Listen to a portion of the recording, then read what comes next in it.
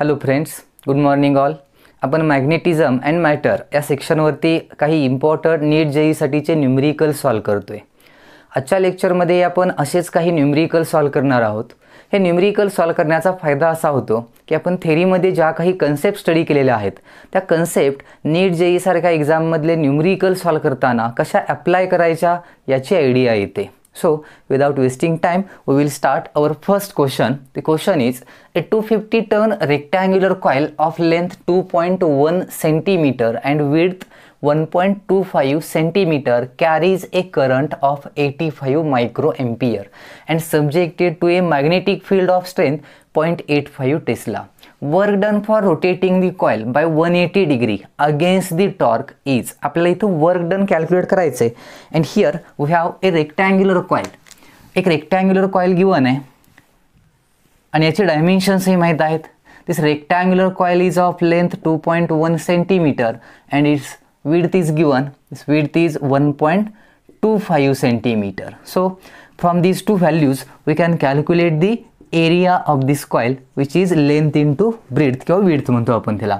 मग याचा एरिया माहित आहे आपल्याला. Current passing through this coil I. This current is 85 microampere means 85 into 10 raised to minus 6 ampere. This is the current passing through this coil. आणि आपल्याला माहित आहे when a current passes through a coil then it produces a magnetic field and this current carrying coil act as a magnet. एखाद्या magnet सारखी, एखाद्या बार magnet सारखी ही coil काय होते, ॲक्ट होते. सिमिलॅरिटीज आहे त्यामध्ये आपल्याला माहित होतं. आणि मग मॅग्नेट सारखी ॲक्ट झाली की this coil has some magnetic dipole moment also and this moment is calculated by using this formula. Magnetic dipole moment of current carrying coil is m equal to NIA, number of turns current carried by this coil and area of this coil. So number of turns आपल्याला इथं दिले नसतील, दिलेत 250 दिलेत, n value non आहे. Current किती दिलेला आहे आपल्याला, करंट 85 मायक्रोएम्पियर. एरिया कॅल्क्युलेट करू शकतोय. So we can find the moment of this coil. आणि मोमेंट मिळाली की याच्यावरून आपल्याला वर्क डन कॅल्क्युलेट करता येतं. Now here we have to find the work done for rotating the coil by 180 degree against the torque. आता आपल्याला कॉईलला रोटेट करायचंय, किती अँगलनं रोटेट करायचंय, बाय 180 डिग्री. म्हणजे इनिशियली कॉईल अशी असेल तर याला आपल्याला रोटेट करायचंय 180 अँगल. म्हणजे इनिशियली सपोज कॉईल अशी आहे तर याला रोटेट किती अँगलनं करायचंय, 180 डिग्री अँगल. मग इनिशियल अँगल आणि फायनल अँगल याचा जर विचार केला आपण, सपोज इनिशियल अँगलला θ1 म्हटलं आणि फायनल अँगलला θ2, तर initial suppose 0 degree angle consider केला तर किती अँगलनं रोटेट करायची कॉईलला, 180 डिग्री. म्हणजे 0 डिग्रीपासून 180 डिग्रीपर्यंत ह्या कॉईलला काय करायचं आहे, आपल्याला रोटेट करायचं आहे. आणि थेरीमध्ये आपण एक फॉर्म्युला डिराईव्ह केला आहे for work done.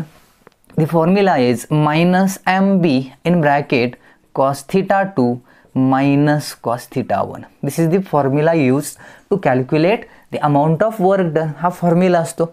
Minus sign आत घेतलं तर आपण याला असंही लिहू शकतोय, mb in bracket cos θ1 minus cos θ2 असंही लिहू शकतोय. आणि मग इथं सगळ्या व्हॅल्यूज आपल्याला नोन आहेत. कशा नोन आहेत बघा. आता यात आधी अँगलची व्हॅल्यू पुट करूया आपण. Here θ1 is 0, cos 0 1, θ2 180, cos 180 -1, minus minus plus 1, 1 + 1 2 येईल. So this will be 2mb. ही व्हॅल्यू मिळाली, लक्षात येते. This is our work done. And now put the values. 2 m stands for magnetic dipole moment of this coil. आता हे लक्षात ठेवा, हा फॉर्म्युला तुम्ही म्हणाल की आपण हा बार मॅग्नेटसाठी डिराईव्ह केला होता, पण बार मॅग्नेटसाठी आहे तोच फॉर्म्युला कॉईलसाठी घ्यायचा. कारण दोन्ही कॉईल असेल, बार मॅग्नेट असेल, टॉर्कचा फॉर्म्युला तर सेमच होता दोघांवरती आणि वर्क डनचे फॉर्म्युलेही सेमच घ्यायचे. मग तो बार मॅग्नेट असेल ज्याला आपण मॅग्नेटिक डायपोल म्हणतो, करंट कॅरिंग कॉईल असेल जी बार मॅग्नेटसारखं ॲक्ट होते, किंवा इलेक्ट्रिक डायपोल असेल तरीही असेच फॉर्म्युले घेतो आपण.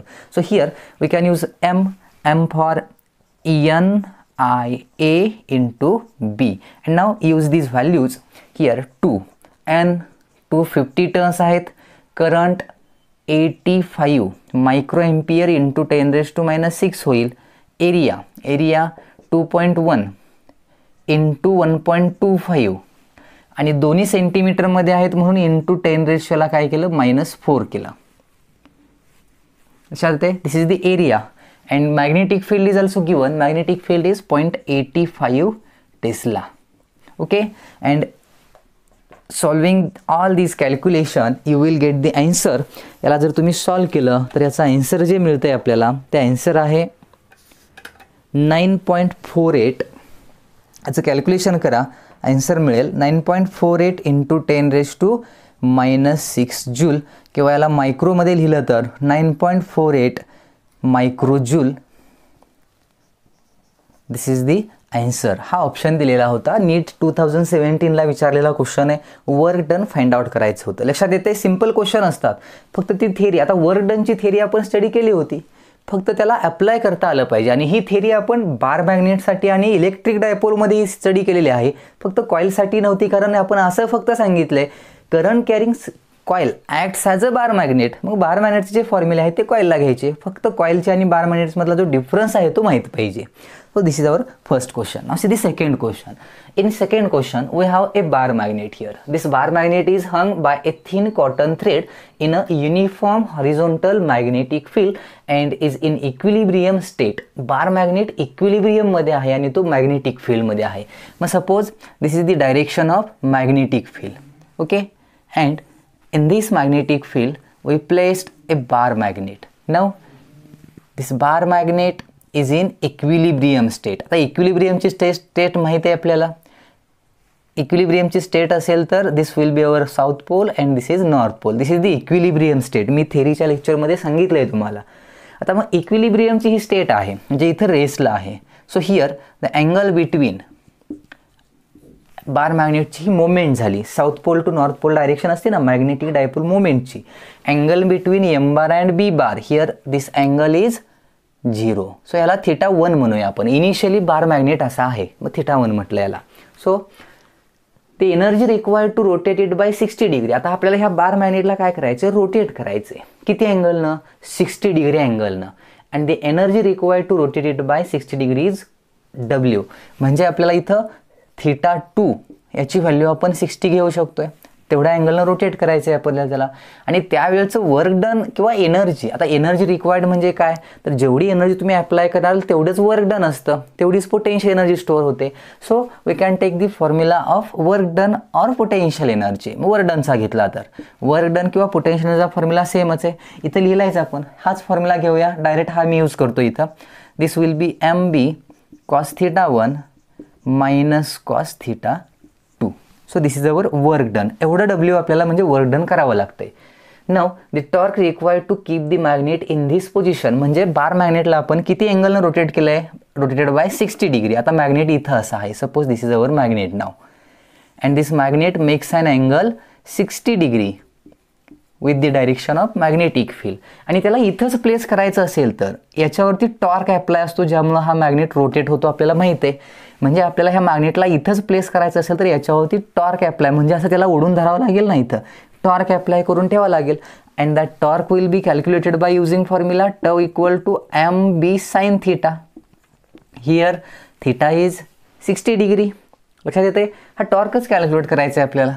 आणि मग या टॉर्कची व्हॅल्यू कॅल्क्युलेट करण्यासाठी θ माहीत आहे, θ 60 आहे, B माहीत आहे, B माहीत नाही, M माहीत नाही. मग एमही माहीत नाही, बी माहीत नाही, तर मग दिलेल्या व्हॅल्यूवरून MBचे काही कंडिशन्स मिळत आहेत का याचा विचार करा आधी. कारण गिवन फक्त अँगल आहे बघा इथं, काहीच अँगल बाकी काही गिवन नाही आहे, पण व्हॅल्यूज तर कॅल्क्युलेट करायचे आहेत, पण व्हॅल्यू मिळू शकतात. तर याचा विचार करूया आपण. ऑप्शन जे होते ते W मध्ये होते. ऑप्शन तुम्ही म्हणाल की आन्सर कसं मिळू शकतं, तर हे ऑप्शन कशामध्ये आहेत, ह्या W मध्ये आहेत.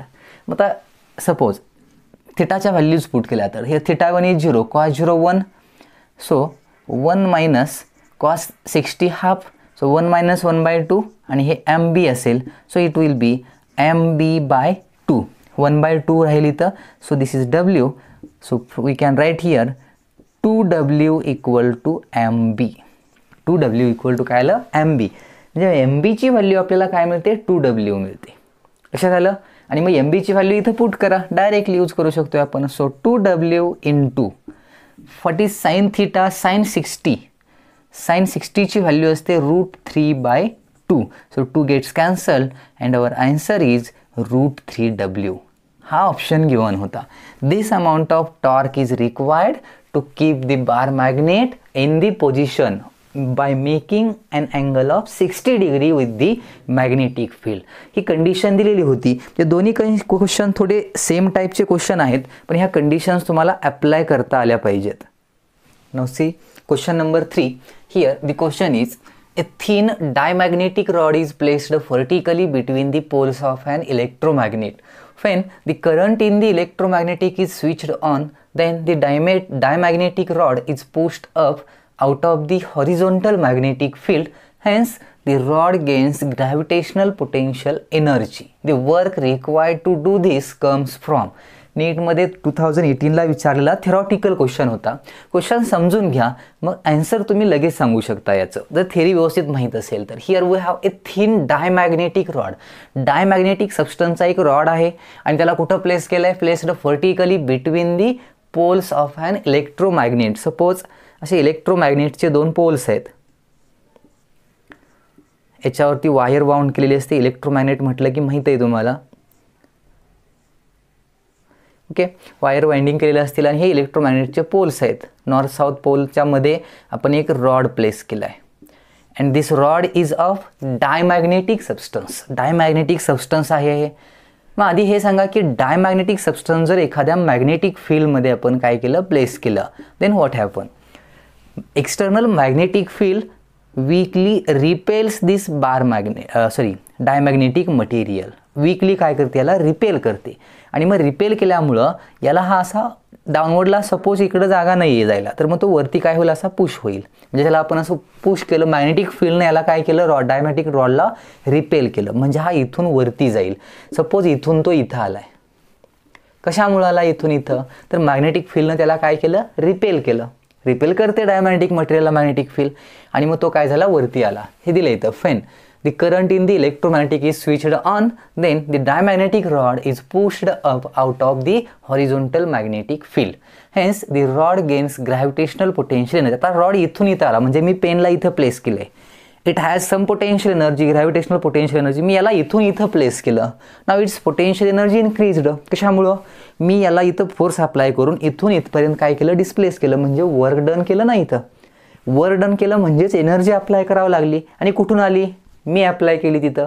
तसं त्यांनी विचारलं इथं की work done, the work required to do this comes from.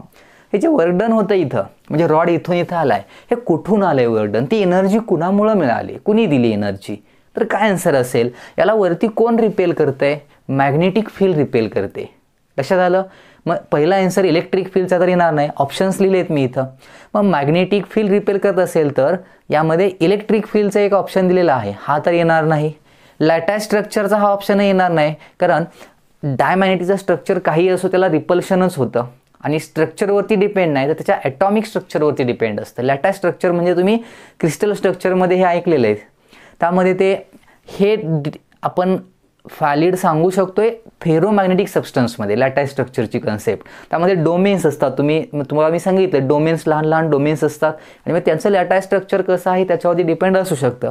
त्यामुळे हे दोन ऑप्शन तर येणं पॉसिबल नाही. मग ह्याला फर्स्ट आणि लास्ट ऑप्शन. आता इथं मॅग्नेटिक फील्ड दिले, मॅग्नेटिक फील्डनंच त्याला काय केलं आहे? वरती काय केलं आहे? पुश केलं आहे.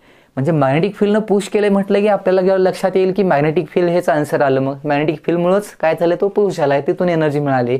But why this magnetic field is induced? कशामुळं मॅग्नेटिक फील्ड इथं इंड्यूस झाले? कोणी इंड्यूस केले? तर ह्या कॉईलमधून काय पास केल्यामुळं? करंट पास केल्यामुळं. म्हणजे मॅग्नेटिक फील्डला ॲक्च्युली इंड्यूस कुणी केलं आहे? करंटनं. मग ते करंटचं काम आहे मॅग्नेटिक फील्ड इंड्यूस करणं. आणि करंट कोणामुळं फ्लो होतो? तर इथं आपण एखादा सोर्स अप्लाय केला असेल ना, याला एखादा सेल दिला आहे, म्हणजे याला सोर्स म्हणतो आपण. याचा अर्थ त्या सोर्सची ती एनर्जी होती. सोर्सच्या एनर्जीमुळं करंट पास झाला, करंटमुळं मॅग्नेटिक फील्ड तयार झाली आणि त्या मॅग्नेटिक फील्डनं या डायमॅग्नेटिक रॉडला काय केलं? अपवर्ड डायरेक्शननं पुश केलं. म्हणजे हे काम कुणाचं आहे सगळं? तर त्या सोर्सचं आहे, ज्यानं करंट दिला होता. त्या बॅटरीचं, त्या सेलचं काम आहे. So the correct option is current source. इथं जो काही तो करंट सोर्स आहे त्यामुळं हा रॉड अपवर्डला काय होतो? शिफ्ट होतो. लक्षात येतंय? सिंपल क्वेश्चन होता, आन्सर सांगता येईल आपल्याला. Now here fourth question. 2 bar magnets having same geometry with magnetic moments m and 2m are placed in such a way that their same poles are on the same side. म्हणजे असे place केलेत. Suppose we have here 2 bar magnets. This is our first bar magnet. This is north pole, south pole, magnetic moment of this bar magnet is M. We have another bar magnet. This is magnet. यांना असं place केलंय की दोघांचे same pole एकाच साईडला आहेत. इकडे north दोघांचे आहेत, इकडे दोघांचे साऊथ आहेत आणि सेकंड मॅग्नेटची मॅग्नेटिक मोमेंट 2m आहे. आपण याला स्मॉल m असं सिम्बॉल यूज केलेला आहे, हे लक्षात ठेवा. इथं फक्त कॅपिटल M असं सिम्बॉल दिलंय. मॅग्नेटिक मोमेंट दोघांच्या दिलेल्या आहेत. And now it's time period of oscillation is T1 आणि या कॉम्बिनेशनचा टाइम पिरियड ऑफ ऑसिलेशन काय आहे? T1 आहे. मॅग्नेटिक मोमेंटच्या डायरेक्शन इकडे असतील, अशा साऊथ टू नॉर्थ असते आणि मग दोघांची काय होते? मोमेंटची ॲडिशन होते. आता हे आपण व्हायब्रेशन मॅग्नेटोमीटरमध्ये स्टडी केलं होतं, आठवतंय? त्यामध्ये त्याचे ॲप्लिकेशन सांगताना मी हे सांगितलेलं आहे. आता यात टाइम पिरियडचा फॉर्म्युला ॲक्च्युली काय असतो? Time period of oscillation T equal to, आपण डिराईव्ह केलेला आहे. मी एका लेक्चरमध्ये एका व्हिडिओमध्ये मी सांगितलं आहे. This formula is T equal to 2π √I divided by M BH. आता ही B is the magnetic field. इथं BH असं लिहितो आपण कारण ती अर्थच्या मॅग्नेटिक फील्डचा हॉरिझॉन्टल कंपोनंट असतो म्हणून लिहितो आपण. Now here what is I is the moment of inertia of this magnet. Moment of inertia असतो हा. आता यात हा मोमेंट ऑफ इनर्शिया असेल तर मग दोन्ही मॅग्नेटचं इथे काय म्हटलंय? 2 bar magnets having same geometry. Same geometry असेल तर त्यांचा इनर्शियाही सेम असेल. सपोज फर्स्ट मॅग्नेटचा मोमेंट ऑफ इनर्शिया किती आहे? I. तर सेकंड मॅग्नेटचाही किती असेल? Iच असेल कारण त्यांची जॉमेट्री सेम आहे. त्यामुळं मोमेंट ऑफ इनर्शिया सेम, पण त्यांच्या मोमेंटची व्हॅल्यू डिफरंट आहे. एकाची m आणि एकाची काय आहे? 2m. नाव ते कॉम्बिनेशनची इथं काय येईल सांगा? टोटल मोमेंट ऑफ इनर्शिया कॉम्बिनेशनचा किती असेल? 2I. ॲडिशन होईल आणि दोघांची मिळून कॉम्बिनेशनची मोमेंट काय असेल? It will be 3m. ॲडिशनच होईल ना दोघांच्या मोमेंटची, सेम डायरेक्शन नसल्यामुळं. आणि मग टाइम पिरियड ऑफ ऑसिलेशन हा T1 दिलाय, so it will be 2I divided by MBH असतं. नाव the resultant moment is 3m BH. This is the time period formula for first condition. Now in second condition, now the polarity of one of the magnet is reversed. एका मॅग्नेटची polarity काय केली? इथं reverse केली. म्हणजे काय? तर इकडं south आणि इकडं नॉर्थ पोल केला आपण. Now the direction of moment is of second magnet is reversed. Second मॅग्नेटच्या मोमेंटची डायरेक्शन कशी आली? रिव्हर्स आली. याची m होती, याची काय होती? 2m. आता काय होईल सांगा? याचा इनर्शिया I, याचाही I, दोघांचा मिळून 2Iच. तेवढाच राहणार. इनर्शिया काय डायरेक्शनवरती डिपेंड नाही आहे. ॲडिशन होते सिम्पल, वेक्टर क्वांटिटी नाही. मग 3mच्या जागी काय येईल? Resultant moment. आता दोघांचं ॲडिशन होईल की subtraction? Subtraction. So 2m - m, this is the m is the inertia. And now the new time period of oscillation T2 will be 2π √2I divided by m. Okay. Now this is T1, this is T2. Now आपल्याला इथं find out काय करायचं होतं actually? तर T1 T2 मधलं comparison सांगायचं आहे. T1 T2 मध्ये असलेलं काय? कंपॅरिझन. आता मग कंपॅरिझन कसं सांगणार? कम्पेअर करा दोन टाइम पिरियडचे फॉर्म्युले. T1 T2 मध्ये लार्जर स्मॉलर कोण आहे का इक्वल आहे हे विचारलंय, तर फॉर्म्युलावरून लगेच सांगू शकतोय आपण. इथं डिवाइडला हे MBH राहिलं इथं. ओके, हा फॉर्म्युला. हिअर इथं 3 आहे, इथं नाही आहे. डिवाइड केले म्हणजे ही व्हॅल्यू स्मॉल झाली, ही लार्ज झाली. So we can say that T1 less than T2. हा आन्सर आपण डायरेक्टली या फॉर्म्युलांचा यूज करून काय करू शकतो? इथं सांगू शकतोय. So this is our answer. See the next questions. Question number 5 is a vibration magnetometer placed in magnetic meridian has a small bar magnet. The magnet executes oscillations with a time period of 2 seconds in Earth's horizontal magnetic field of 24 microtesla. When a horizontal field of 18 microtesla is produced opposite to the Earth's magnetic field by placing a current carrying wire, the new time period of magnet will be. आता इथं question असा दिला आहे की initial time period दिला आहे आणि final time period calculate करायचा. आता इनिशियल कंडिशन आधी समजून घ्या. हिअर ते व्हायब्रेशन मॅग्नेटोमीटर तरी माहीत आहे, थेरीचं लेक्चर बघितलं असेल तर हे लगेच लक्षात येईल तुमच्या की T1 T2 घ्यायचं आहे आपल्याला आणि सोडवायचं आहे. तर फर्स्ट कंडिशन काय दिले? The magnet executes oscillations with a time period of 2 second. T1 म्हणूया आपण त्याला. ओके. आता T1चा फॉर्म्युला काय आला असता? T1 दिले आपल्याला 2 सेकंड दिले in earth magnetic field of 24 microtesla then horizontal magnetic field. हे दुसरी कंडिशन आहे. पहिली कंडिशनमध्ये T1चा फॉर्म्युला काय असतो? टाइम पिरियडचा formula 2π √I moment of inertia असतो माहिती आहे आपल्याला, divided by MBH. Okay, horizontal component of earth magnetic field हा दिलेला आहे गिवन, किती आहे 24 आहे. अर्थ मॅग्नेटिक फील्ड आहे म्हणून याला मी BE लिहितो. ती दिली ती 24 मायक्रोडेसला आणि सपोज ती अशी होती मॅग्नेटिक मेरिडियनमध्ये प्लेस केल्यामुळं this is the direction of BH. Okay, हे BH झालं आणि मग BHमध्ये हा बार मॅग्नेट प्लेस केला आहे आपण आणि याला जर ऑसिलेट केलं तर याचा टाईम पिरियड ऑफ ऑसिलेशन आपल्याला दिलेला आहे. हा टाईम पिरियड ऑफ ऑसिलेशन आला आणि BHची व्हॅल्यू किती आहे या 24 मायक्रो टेस्ला दिले. हे पहिली condition. Now in second condition then a horizontal field of 18 micro tesla. ही अर्थची हॉरिझॉन्टल मॅग्नेटिक फील्ड आहे, म्हणजे ॲक्च्युली ही अशी एक फील्ड आहे असं कन्सिडर करा. तर इथं काय केलं आहे आपण, दुसरी एक मॅग्नेटिक फील्ड इथं तयार केले बाय प्लेसिंग ए वायर. आणि सपोज वायर मी अशी प्लेस केली आणि इथं जर वायर प्लेस केली आणि यातून करंट पास केला, सपोज एक वायर आहे, तर इथं मॅग्नेटिक फील्ड अशी तयार होईल लाईक धिस. मॅग्नेटिक फील्ड अशी तयार होईल की त्याची डायरेक्शन ह्या वायरच्या इथं कन्सिडर केली वरती, मॅग्नेटच्या इथं तर डाऊनवर्ड येईल अशी. So this is the magnetic field due to wire and this magnetic field is 18 micro tesla. आणि ही मॅग्नेटिक फील्ड अशी इंड्यूस केली आपण, ह्या वायरची मॅग्नेटिक फील्ड ते दिलं आहे त्यांनी given, produced opposite to the earth magnetic field. म्हणजे BHच्या अपोजिट पाहिजे ती. BHला आपण काय म्हटलं इथं BE म्हटलं, ह्याच्या अपोजिट पाहिजे. मग काय चेंज झालं सांगा. आता रिझल्टंट मॅग्नेटिक फील्ड काय असणार आहे, तर ही रिझल्टंट मॅग्नेटिक फील्ड असेल BE/BW म्हणजेच 24 मायनस 18. आता ह्याची व्हॅल्यू काय असेल, तर ही 6 मायक्रो टेस्ला आली. व्हॅल्यू काय आली 6 मायक्रो टेस्ला. आणि मग T2चा फॉर्म्युला लिहिला तर सेकंड. आता याचं नवीन टाईम पिरियड काय असेल, T2 इक्वल टू 2π√. इनर्शिया तर काही चेंज होणार नाही, मुवमेंट पण तीच आहे, फक्त BE जी अगोदर एकच फील्ड होती अर्थची मॅग्नेटिक फील्ड ती आता वायरची आहे आणि ती BE मधून सबट्रॅक्ट होईल. आणि मग याला जर कम्पेअर केलं मॅग्नेट 2πI ह्या व्हॅल्यू कॅन्सलच होतील and you will get the answer like this T1/T2 equal to √. आता इथं व्हॅल्यूज पुट केल्या तर हे कसे येतील रेशो, T1/T2 केलं तर हे डिवाइड हे वरती जाईल. So it will be BE - BW divided by BE. या टाईपमध्ये हा काय येईल आपल्याला एक रेशो मिळेल. आणि मग यांच्या व्हॅल्यूज जर पुट केल्या तर this will be T1 is 2/T2 equal to √. हे किती 6 डिवायडेड बाय 24. सबट्रॅक्शन 6 आलं होतं. सो इट विल बी 1/4 येईल. हे लक्षात आलं. आता हे जर सॉल्व केलं आपण, रेसिप्रोकल घेतला याचा, तर हे कसं येईल बघा, T2/2 इक्वल टू 2. हे 1/4चं 4 होईल, 4चं √2 आलं आणि आन्सर जे आपलं आलं T2 equal to 4 second. This is our answer. New time period of oscillation याचा आन्सर मिळते. नवीन ऑसिलेशन टाईम पिरियड काय आला 4 सेकंड. कॅल्क्युलेशन करा, व्यवस्थित आन्सर मिळेल. ती थेरीची कन्सेप्ट जर माहीत असेल तर लगेच सांगू शकताय तुम्ही. मगाशी आपण एक असाच एक सेम क्वेश्चन बघितला होता, लक्षात आलं. नाव the last question number 6 is two magnets of magnetic moments M and 3M are mounted so as to cross each other. Cross करून ठेवायचे with each other with an angle of 60 degree. 60 degree angle दोघांमधला आहे.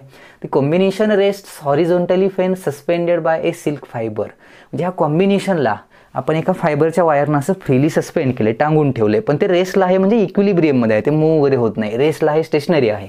Find the angle which the weaker magnet makes with the magnetic meridian. आता magnetic meridian म्हणजे काय असतो, तर north pole आणि साऊथ पोल जर कन्सिडर केले आपण, अर्थचे नॉर्थ पोल आणि साऊथ पोल, तर त्यातून जाणारा हा प्लेन असतो. मॅग्नेटिक पोल्समधून जाणारा काय असतो, हा प्लेन असतो.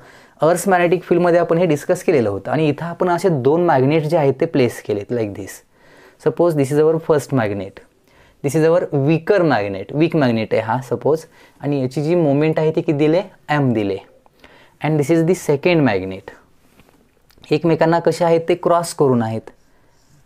दिस is second magnet and this second magnet has magnetic moment of 3M. याची 3M आहे. नाव सपोज दिस वीक, या दोघांमधला टोटल अँगल किती दिला आहे, 60 डिग्री दिला आहे. क्रॉसमधला अँगल 60, म्हणजे हाही टोटल किती आहे, 60 आहे. सपोज हा weak magnet, this weak magnets makes an angle theta with the meridian. हा मेरिडियन झाला आपला. तर मग रिमेनिंग अँगल काय असणार आहे, this will be 60 minus theta. आता इथं रेस्टला असे आहेत. आता मेरिडियन अशी असेल तर मॅग्नेटिक फील्डची डायरेक्शनही अशीच असते आणि नॉर्थ टू साऊथ असते. लक्षात येते तुमच्या. मेरिडियन जर असेल, आता याला मी इकडं साऊथ घेतो, म्हणजे का तर मॅग्नेटिक फील्डची डायरेक्शन कशी असते, नॉर्थ टू साऊथ, म्हणजे वरती दाखवू शकतोय. So this is the magnetic field, earth's magnetic field. Horizontal component म्हणूया त्याला आपण. हॉरिझॉन्टल स्टेशनरी येते म्हणजे ही मॅग्नेटिक फील्ड झाली अर्थची, BH इथं आली. आता ही मॅग्नेटिक मोमेंट आणि मग हे असे इथं आहेत स्टेशनरी, म्हणजे यांचा रिझल्टंट टॉर्क किती आहे, 0 आहे. हे कॉम्बिनेशन इक्विलिब्रियममध्ये आहे. स्टेशनरी आहे म्हणजे कसं आहे, हे इक्विलिब्रियम, ते रोटेट होत नाही, म्हणजे नेट फोर्स, नेट टॉर्क यांच्यावरचा किती आहे, 0. आता याच्यावरती असलेला टॉर्क 0 आहे, याच्यावरती असलेला टॉर्क 0 आहे असं म्हणू शकत नाही आपण, कारण हे पॅरलल नाही आहे, त्याला अँगल आहे ना यांच्यामध्ये. म्हणजे या मॅग्नेटवरती काहीतरी टॉर्क आहे, τ1 म्हणू याला आपण, आणि याच्यावरती टॉर्क आहे τ2 म्हटलं. But the resultant torque is 0. Resultant torque 0 आहे दोघांचा. याचा अर्थ ह्या टॉर्कला हा कॅन्सल होतोय, म्हणजेच इथं कंडिशन आहे T1 equal to T2, sorry τ1 equal to τ2. Torque cancel होत आहेत. मग फॉर्म्युला सांगा, व्हॉट इज τ1? टॉर्कचा फॉर्म्युला असतो mb साइन थिटा. मग इथं काय येईल, mbh sine theta, sorry m earth magnetic फील्डचा हॉरिझॉन्टल कंपोनंट BH आहे. And what is τ2? मोमेंट किती आहे, 3m. BH फील्ड तीच आहे. अँगल किती सबटेंड केला आहे, sine 60 minus theta. Okay, this is τ2. पण हे दोन्ही इक्वल आहेत, मग इक्वेट करा. दोघांना जर इक्वेट केलं तर काय रिलेशन मिळतील बघा. फर्स्ट रिलेशन आहे आपलं MBH sine theta equal to 3MBH sine, त्याला एक्सपांड करूया आपण. एक्सपांड केलं तर काय येईल बघा, sine 60 minus theta, sine 60 cos theta minus cos 60 sine theta. ह्याला एक्सपांड केलं, ट्रिग्नोमेट्रीचं फंक्शन यूज केलं मी. MBH कॅन्सल होईल.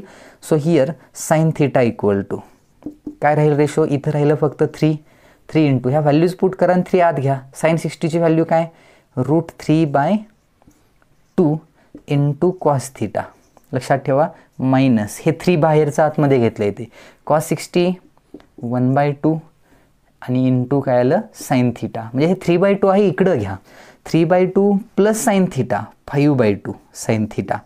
काय केलं लक्षात आलं आहे, हे 3/2 साइन थिटा इकडे घेतलं, या साइन थिटात ॲड केलं, ते आलं 5/2. म्हणजे 3/2 plus 1 3 2 5/2 yes 5/2 sine theta equal to. मग हे इकडे घेतलं तर इथं काय राहिलं होतं, 3√3/2 कॉस थिटा. आता लक्षात येत असेल तुमच्या, साइन अपॉन कॉस करूया आपण. इथं हे 2 कॅन्सल होईल. साइन अपॉन कॉस केलं की टॅन थिटा आलं. टॅन थिटा इक्वल टू कसं रिलेशन येईल, साइन इकडे घेतलं, sine by cos tan theta, 2 cancel झालं, 5 इकडे येईल, डिवाइडला जाईल. So 3√3 divided by 5. हे टॅन थिटासाठी इक्वेशन मिळते. आणि मग याचा इन्व्हर्स घेऊ शकतोय आपण. येस, 3√3/5 ह्याला जर सॉल्व केलं तर याचा आन्सर जे आहे ते नियरली इक्वल टू 1 येते. आता 1 पॉईंट ॲक्च्युली ते किती आहे बघा, याचा आन्सर कॅल्क्युलेशन जर तुम्ही केलं तर याचा आन्सर मिळते 1.039. The answer of this question is 1.309. हे झालं टॅन थिटा. आणि मग इन्व्हर्स घ्या. टॅन थिटाचा इन्व्हर्स घेतला तर तुम्हाला व्हॅल्यू मिळेल, थिटा विल बी, त्याचा आन्सर येते 46.1 डिग्री. लॉग टेबलमध्ये बघा तुम्हाला आन्सर मिळेल. This is the answer and this is the angle made by the weaker magnet with the magnetic meridian. हा थिटा अँगल जो केलेला आहे तो अँगल मिळतो. सोपी काही एक्झाम्पल्स होती, यामध्ये नीटमध्ये विचारलेली एक्झाम्पल्स आहेत. लास्टच्या लेक्चरमध्ये आपण काही JEEमध्ये विचारलेली, ॲडव्हान्समध्ये विचारलेले एक्झाम्पल्स बघितलेत. आणि एक्झाम्पल बघून तुमच्या लक्षात येत असेल की ही एवढी अवघड नाही आहेत, आपल्याला इझिली सॉल्व्ह होतात. तर व्यवस्थित यांची प्रॅक्टिस करा.